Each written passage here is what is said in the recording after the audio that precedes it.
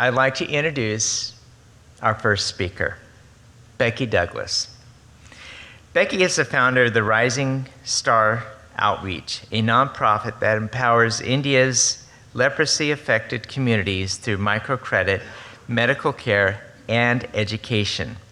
Her work has been featured in major media outlets, including PBS, BBC, The Washington Post, and she is the subject of multiple award-winning documentaries. With that, Becky, I'd like to invite you to come on up.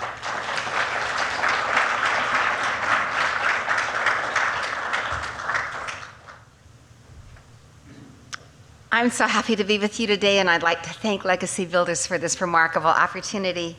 I'd like to share with you how we're creating our family legacy along with the many, many families who work with us. Oops, let me go back. Okay. I work with people affected by leprosy, people who have been mostly forgotten by the rest of the world. Guys, I'm the mother of 10 children. I am the grandmother of 23 grandchildren. And so legacy means something to me. I think it's like so important. My oldest daughter, Amber, was severely bipolar. She struggled in and out of mental institutions for about 8 years. She finally gave up and took her own life. She was in college at the time when we went through her things. We found that she'd been sending part of the money we gave her for college every month to support an orphan in India.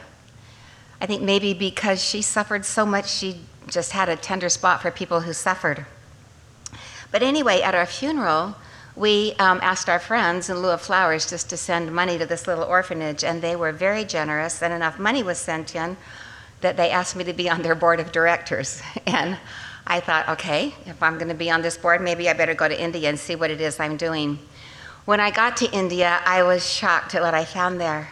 Every day as we went from our hotel to the orphanage and then back again on the streets of Chennai, at every stoplight our car was surrounded by beggars.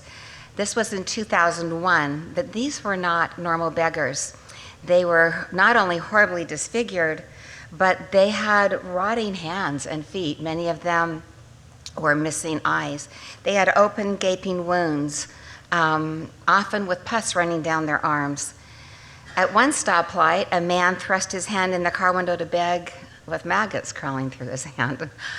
I just couldn't even look at him. It just hurt to look at him. And I just said to our driver, "Who are these people?"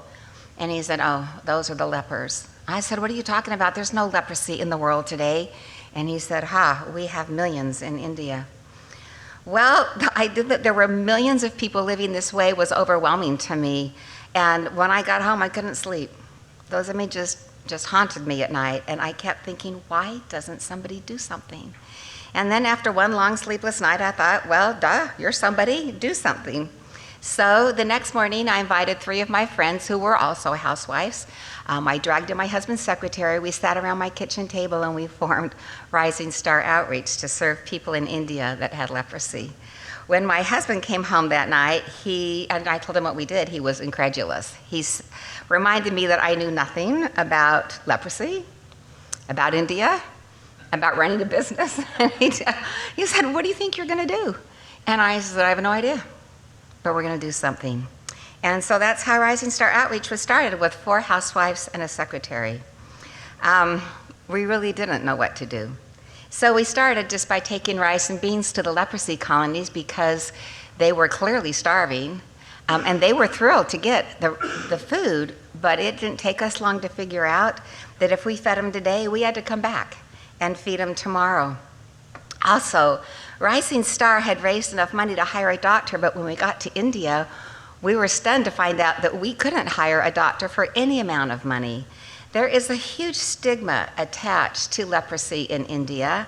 Those affected with leprosy are considered untouchables, and no doctors wanted to touch them. They said, if we touch a leprosy patient, then we become defiled, and we'll lose all of our other patients, and we'll lose our practice. So we couldn't hire anyone. Meanwhile, the leprosy affected were walking in the dirt with their open wounds. So we just started bringing our pocket knives to India and digging out those rotten wounds. We did this in the dirt without anesthesia. Then we would fill the resulting holes with salt crystals and wrap them in bandages, and that allowed them to keep their limbs a little bit longer, but it clearly was not the answer. Then a wonderful thing happened. We met Padma Venkatraman. So Padma is the daughter of the former president of India, President Ramaswamy Venkatraman, and she was also the permanent women's ambassador to the UN for India. And during much of that time, she was the president of the Council on Women's Affairs, so essentially the top woman in the world on women's issues. And she had all the experience that we didn't have. I was so excited that we could partner because I had heard that she was doing microfinance in the leprosy colonies. And when I mentioned that to her, she said, "Becky, poverty is not just a lack of money." She said, "It's also a lack of education, of opportunity, of resources, of dignity, of morals." She just said, you can't treat just one aspect of poverty and think you're really going to be successful. She said, I could give a microloan to a woman and she can create a business, but if she's still beaten every night by her husband, how much better is her life really? So she said, you have to have a holistic approach. And so she helped us to create a program with 3 major initiatives. And I think this is one of the things that sets us apart from other charities. Rather than just providing microloans or education or clean water or toilets or whatever, we try to treat the whole person because we want meaningful and lasting change. So our first initiative was medical clinics. With Padma's help and the UN, we were able to find doctors and nurses to hire. We created mobile medical clinics that could go to each colony once a week. And when we first started our clinics, we gave them medical care for free.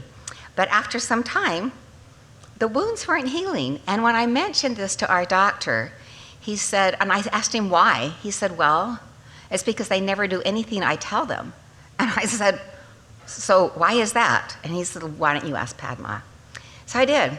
And Padma was quiet for a minute, and then she said, you Americans, she said, you come to India and you just give things away. She said, I know it probably makes you feel good, but she said, every time you give something to someone, you diminish that person. She said, if you really want to help someone, you need to make them able to take care of their own selves. You need to make them responsible for themselves and just give them the power to do it, because you're really just making them beggars to you. Besides, nothing given free has any value. She said, you need to charge them for their services. And I said, well, they don't have any money. And she said, just charge them 2 rupees to see the doctor, which is like 2.5 cents. And she said, you'll be surprised. So we did. We started charging them. We'd put the money in this little Buddha bank, and they thought they were paying for their medical care. Suddenly, they started doing everything the doctor told them. It was amazing. The wounds started healing because they were now invested. They had skin in the game. This was the principle that came to guide every single thing we do at Rising Star Outreach. Nothing, again, was ever to be given free. But some of the wounds still weren't healing. Leprosy patients are kind of like diabetics. They just don't heal very well. And our doctor said, well, it's not enough for us to go once a week and treat these wounds. They need to be treating them themselves every day and debriding their own wounds. So we started a wound self-care clinic. We provided them with the scalpels, the bandages, and the medicines. We taught them how to effectively clean their wounds and cut off the necrotic tissue every day. And it was amazingly successful. These are the results. This is Pungatai. Turns out, so this top picture is when we had been treating this wound once a week for nearly a year. The bottom picture is a little over a month of wound self-care. So it turns out that people can do more for themselves than you can ever do for them. The trick is to harness that power to create change. So now, when we take our clinic to the colony, instead of 50 people lined up to see the doctor, we only have 5 or 6. We're working ourselves out of a job, which is pretty cool. Our dedicated doctors this year will give more than 60,000 medical treatments, including life-giving surgeries, prosthetics, and even limb reconstructions. This is made possible by partnerships we've created with hospitals that provide the surgeries for free. Our second initiative is economic self-reliance. For thousands of years, people with leprosy have lived as beggars on the street, despised by almost all who see them. But Padma had a different view of these people. She thought that they could own their own businesses and support their families with some dignity. So she organizes women's self-help groups in each colony. They're made up of about 5 women. The problem is that no bank in India will make a loan to a person that has leprosy. So after training the women, we help them open a bank account. They put money in from their begging money. They each have to put in 10 rupees a month. And when they make enough to make the first loan, like $5 for an iron or something, then one woman takes that money and she starts a little business, a little earning business. And when she repays it, which she has to do because it's their begging money, a lot of pressure to repay it, then the next woman takes it and she starts a business, and before long, those 5 women have more money than anyone in the colony. And at that point, like, all the men want to come join, right? And we let them. But those 5 women always control the lending in that colony, and Padma has taught them that if a man comes for a loan that they know brutally beats his wife, no loans till the beatings have stopped. Or if a man comes for a loan that they know has raped several women in the colony, which unfortunately is fairly common, again, there are no loans until the rapes have stopped. So really, for the first time in history, these women are taking charge of their lives in ways they have never been able to do before, and it's just changing the fabric of the colony. Padma gets the government to donate the land that the colonies are squatting on. We divide it into plots. Each family gets a plot. We bring in adapted tools, teach them how to farm, and now they're growing their own food. And you can see how proud they are that they're doing this. I mean, just look at the pride in this man's face. We start a husbandry project in every colony: chickens, goats, turkeys, pigs, or even cows. This is Saral. She wanted to take out a loan for a milk cow, so we brought in a cow, artificially inseminated. It had a male calf, and she named it Becky Douglas, so there I am in India. This is Gopal. He wanted to start a tea business, so he asked the Women's Self-Help Group for $3 for a loan. He bought a pot and 2 cups, and that was his tea business.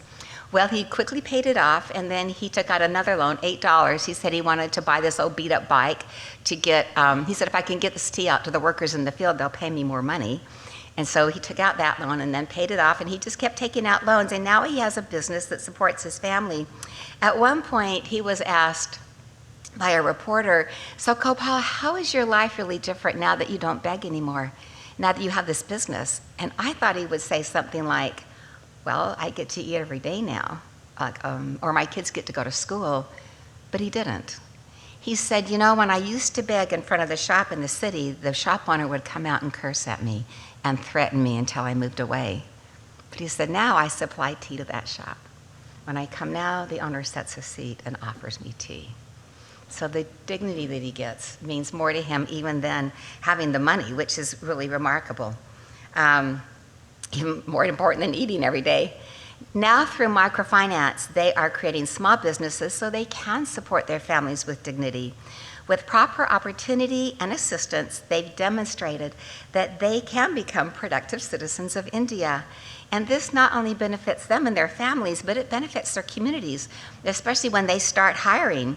And real change has occurred. You can go to Chennai now and be there for a week and not see a single leprosy beggar on the streets. We have created hundreds of businesses, and they are at home working their businesses.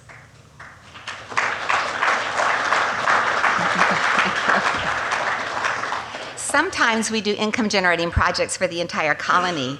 In the Sundarpur colony, the people asked us to drain this disgusting sewage runoff pond because they said it was dangerous. They were afraid their kids would fall into it and drown. Instead, our director, Suku, got the colony to clean it up, and it was seeded with fishlings. And several months later, they harvested 925 pounds of fish. This not only fed their families, but by selling part of it in the marketplace, it provided the chicken and eggs and fish for a nearby leprosy hospital who had never had meat before. And this year, they're harvesting 77 pounds per month The patients in that hospital were so grateful to get meat for the first time ever. I mean, just look at this anticipation. It was really exciting. This hospital is in pitiful shape. They only had electricity for about 1 hour a day. The rest of the time, without lights or fans, they were in darkness, miserable, hot, and sweaty. With the extra money from the sale of the fish, we were able to buy this hospital a solar generator inverter backup. And now they could have both light and fans all day long instead of sweltering most of the day in darkness when the electricity went out. When we started, none of the colonies had access to clean water. Can you imagine having those wounds and not even having clean water to clean them with? And so, no wonder they've got so much infection. So we dig wells and we put in water purification plants in colonies across many states of India. I am personally convinced that the quality of your water is the single biggest determinant of the quality of your life. Also, almost none of the colonies had any toilets. For the men, this wasn't particularly a problem, right, because the world is their bathroom. But for the women, when they would try to use the fields, the farmers would come out and beat them with boards. And so they begged us for toilets. And so now we've put toilets and showers into many, many colonies across 10 states of India. We decided if we were going to stop leprosy, we would have to do it with the new generation. So our third initiative is education. The children are often used as beggars by their parents for the simple reason that people tend to give more to kids that beg, right, than they do to adults. But we decided that we were going to open up a little preschool. This is our first little school on East Coast Road in Tamil Nadu, and here they are, all cleaned up, our first 27 students. Are they cute or what? They're just so cute.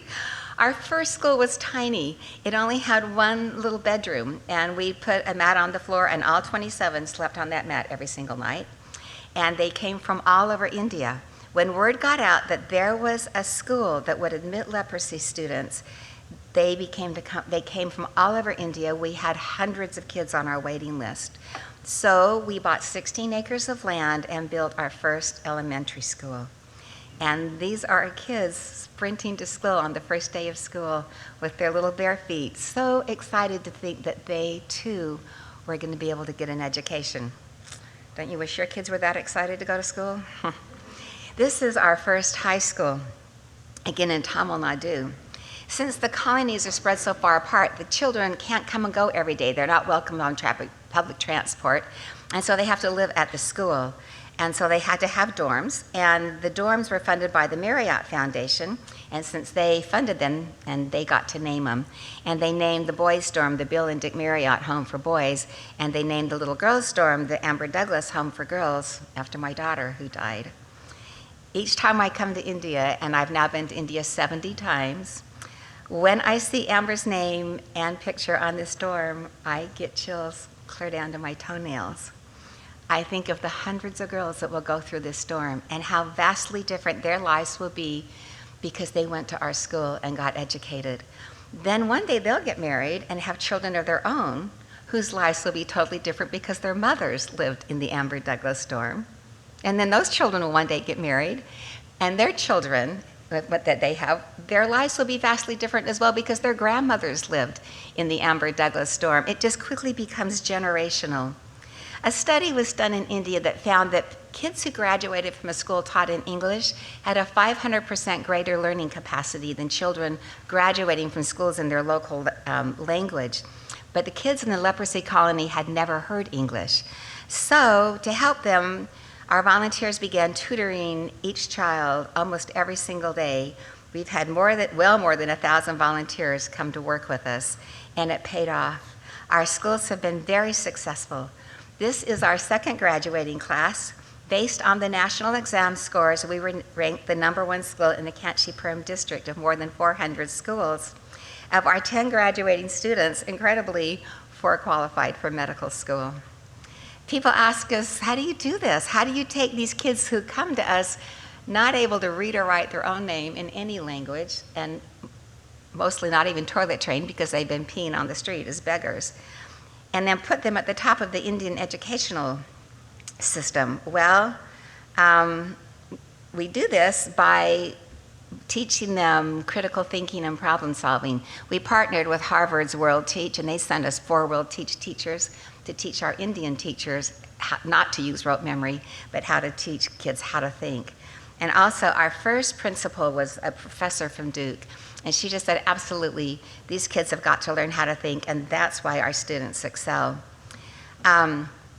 So we started our school with grades K through 5 because they were missing too much school to go any older. So every year we just bring a new kindergarten class in and it bumps everybody up 1 year, right? Well, the year when our oldest kids were in 9th grade, they go for 1 month home for a summer vacation.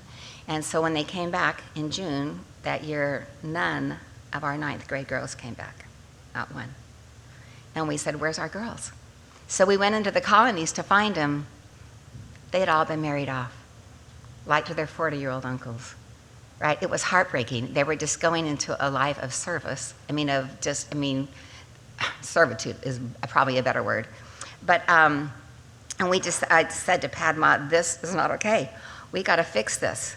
And she said, well, I'm going to go back because I am ahead of myself. I'm trying to run 2 things at one time. And she said, okay, let's charge tuition. And I said, what? She said, yeah, let's charge tuition. And I said, you want to charge tuition? Great, you can tell the parents. I'm not going to tell them. And so the next Parents' Day, they come for a whole day every month because we want to keep those families close. And Padma said to them, look, we've given you all this free education all these years, but starting next year, you're going to have to start paying tuition. It will be 1,000 rupees. You should have heard them. What? How can we pay tuition? I mean, look at us. We don't have any hands. We have no feet. We have no eyes. How can you make us pay tuition? She said, no, no, no. You each have a business, which is true. When you put a child in our school, Padma insisted that the parents take out a microloan and start a business. Because she said, Becky, if you don't do that, if the kids graduate from school and then later from college and their parents are still begging in the street, they won't respect them and you will have just destroyed a family. So every parent of the kids in our school has a little business. And she said, you can just bring 100 rupees a month. We'll open a bank account for every child. Your money will go under the bank account. And if and when they graduate, you'll get it all back. The next year, all our girls came back. And we've not had that problem since then. Later, our auditor told us that we couldn't charge tuition if we were a nonprofit. And so now the students do chores to earn college living expenses. All of our students are on Rising Star Outreach scholarships, but we just pay for their tuition. They have to earn their board and room, and so they do that by doing the chores. We have 98% of our students who graduate that go on to college. Very rarely do we have a student that doesn't go on to college. So, in fact, some of our own older students have provided beautiful boxes for the attendees at this conference. They've made roses to go in the boxes, and GROCO has paid them for this. Thank you, GROCO. And they've put this money into their college savings accounts. And this is what they look like. And they are, on the back, they have a picture of the girl or the boy who made the roses and wrote his little thing inside. And they're magic boxes, and so you have to figure out how to open them. Good luck. Okay. And I hope you remember to pick up your box during the break today. So in spite of coming from a background of illiteracy, our students have shown that opportunity and hard work can create the ability to dream and to achieve your dreams. And this is like the number of kids that we have that go to college. 2 years ago, 3 of our students passed the NEET and EET exam for medical school, and 7 got into engineering college, including our first girl. The success of our school has only grown unbelievably. In 2019, the National Education Association named our school the #1 school in all of India for hands-on teaching. Let's see if I can get there. Oh, I'm changing the wrong thing, guys. This is very complicated. Okay, let's get to it. There's our kids. There's our little kids in college. So in all of India, we were named the #1 school. And to put that into perspective, there are 1.5 million schools in India. And in addition, at the International Icon Awards that year, our principal was named the 2019 Principal of the Year for India. And then incredibly, again, in 2020, he was named the Principal of the Year again for India. And so now our school is listed as one of the elite schools of India. We opened another preschool in Pune just before COVID. It had 30 students. It now has 118 little preschool students. They're darling and they're doing fantastic. They're begging us to build them a school going all the way up to the 12th grade. Pamela complained one day that we had hundreds of kids on our waiting list, and she said she was concerned because every year they don't come to school, they get another year behind in their studies, and she was afraid they wouldn't be able to catch up. And I said, look, we're doing all we can do with the funds that we have. And she said, I know. But she says, Becky, I have an idea. School is free in India. The government provides school for every child. The thing is, they have to buy 2 uniforms, a book bag, pens, pencils, pay their school fees, etc. She said it comes to about $60. And she said, no leprosy patient has $60. She said, I was just thinking, what if I made a one-time loan of $60 to a family, and when I come every month to do the microfinance, I can collect $5 from that family. They can afford $5. And she said, do your math. Becky, in a year, they will have paid off their loan, and they could borrow that same $60 the next year to go to school. So if you think about it, one loan of $60 would end up putting that child through 13 years of school. But the beautiful thing about it is that the parents would be paying for it. And she said if they pay for it, she said, mark my words, they will not take the kids out to beg. And they'll make sure they do their homework. And so we decided to call this program the Perpetual Colony Education Grant. It has proven to be remarkably successful. We now have students in the Perpetual Education Grant program today across 7 states of India. And then we have recently taken over a school in Bihar called the Little Flower School. Bihar is arguably the poorest state in India. This is one of the leprosy colonies there. You can only imagine what happens when monsoon comes. The children in the Bihar leprosy colonies are almost all severely malnourished. You can tell by their hair. Instead of the beautiful thick black hair that the Indian children have, their hair is streaked with blonde and orange, and it's a sign of severe malnutrition. You can imagine what this malnourishment is doing to the development of their minds. Well, this is the Little Flower School they asked us to take over. It had no doors, no windows, no lights, no fans, no books, no computers. It had never had a qualified teacher. And I asked Kavita, who ran the school, I said, how do you run a school without books, lights, fans, teachers, or computers? And she said, it's very difficult, madam. I said, really? So we took over the school and immediately brought in real teachers, books, fans, computers, etc., and it soon had 308 students. And you can see there wasn't room for one more little body at that school. But we had hundreds and hundreds of kids on our waiting list. And so between these schools altogether, we're educating about 1,200 kids in 7 states across India. But exactly a month ago today, I had the privilege of attending the dedication of the beautiful new campus that we are building for the Little Rising Star Outreach Little Flower School, and it was incredible. The campus is gorgeous. It has the capacity to serve 700 students. What an impact this will have on the leprosy-affected families and communities in Bihar. This will be our new elementary school. The children have beautiful new dorms. They're no longer sleeping on the cold floor during the freezing winters, and every night is a slumber party here. The campus has a medical center that will be home to our new mobile medical program in Bihar that will give thousands and thousands of treatments to people who have never had medical treatment before. It will also care for the health of the students on the campus. At all our schools, children from leprosy colonies are being taught that they too can dream, and they're being provided with the skills they need to achieve their dreams. This is how our program affects real children in real life. This is Jennifer, the day I met her. She'd had dry leprosy. You can see where she's missing the pigment on her skin on her shoulder. We treated her, she was cured, but Jennifer's mother has some pretty severe emotional challenges, and at one point she decided it was too overwhelming to try to raise a child in a leprosy colony in India, and so she threw little Jennifer onto a trash pile and told her never to come home. These trash piles in India are massive. They can be up to 7 stories high. They're also where the dogs of India feed. As the dogs came snarling around as she was abandoned, Jennifer began screaming. And it just so happened that her grandfather was coming home from begging in the city, and he heard the screams of a child. And even without feet, he climbed up to the top of that trash pile, and there he found his granddaughter. And so he brought her home, and he raised her. When she turned 5, she's the little girl in the middle. When she turned 5, he brought Jennifer to Rising Star. And this is Jennifer today. She's just graduated from medical school as a nurse anesthetist.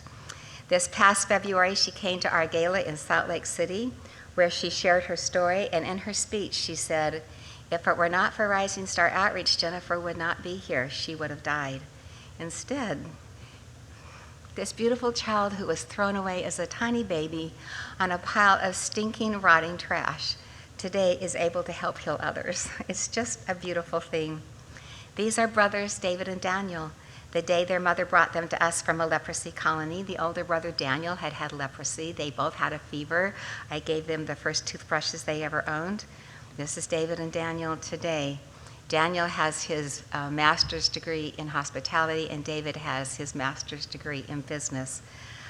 Remember that Daniel had once had leprosy, how differently his life has turned out now than it could have. In this leprosy colony, a cart ran over a coconut, shattering it. The girls in the colony all ran to get a piece. Who would ever imagine in their wildest dreams that one of these girls, the little girl in green, would become our beautiful Vinodini? She has won several dance competitions in Bharatanatyam dance throughout all of India. She's now in college studying dance, and she's phenomenally gifted. I could go on all day because every child has a story. One of the things we do with our major donors is put together family legacy trips. This is 21 members of the Marriott family. They came for a week. They later told us it was the most meaningful trip their family had ever taken. This is the Patel family. They own the Patel Hotel Fund based in Dallas, Texas. They basically own a fourth of all the hotels in America. We said, bring your family on a family legacy trip. And they said, do we want to bring the whole family? I said, absolutely.